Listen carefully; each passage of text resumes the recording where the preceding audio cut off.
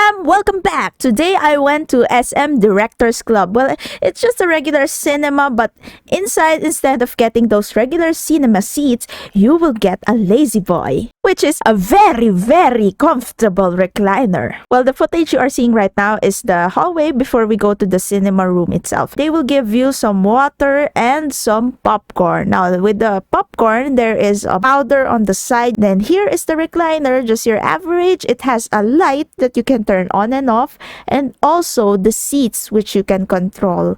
It's okay if you haven't seen the first 3 films and wanted to see John Wick 4. But before I tell you why, let me tell you a brief background of my experience. John Wick is one of the best action films. When it first came out, my dad was hyped to see it, and after that, after watching it, he was excited for every single sequel film.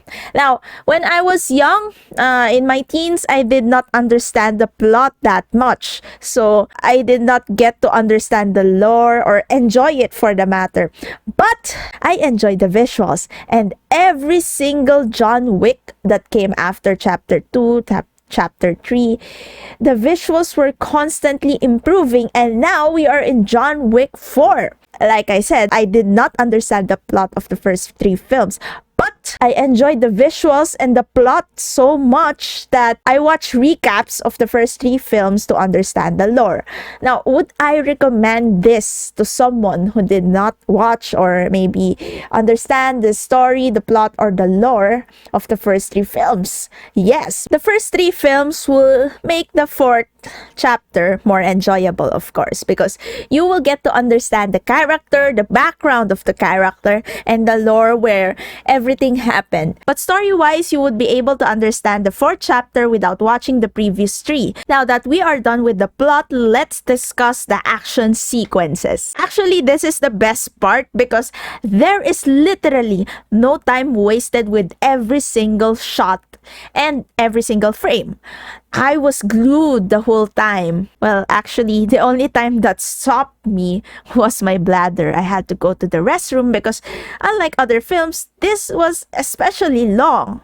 With other films that had a runtime of exactly 2 hours, this went on and has a runtime of 169 minutes, which is more than 2 hours. But hey, a time well spent. So I've been singing praises about this film for about 2 minutes now, so let's talk about the nitpick. If we were to find a nitpick, it would be that some action sequences, which I think the director knows, were shot in public places. And when these things, I mean, there are people getting injured, hurt, or maybe even worse, but the other people in the public place were unaffected. They, like for example, in the club or in the bar, people were still dancing despite bodies falling down, people getting injured, or yet worse. Because usually in the public place, when someone falls down, people will be running to help them or maybe even run away from the threat, right? But hey, as I said a while ago, it will still be an enjoyable experience despite that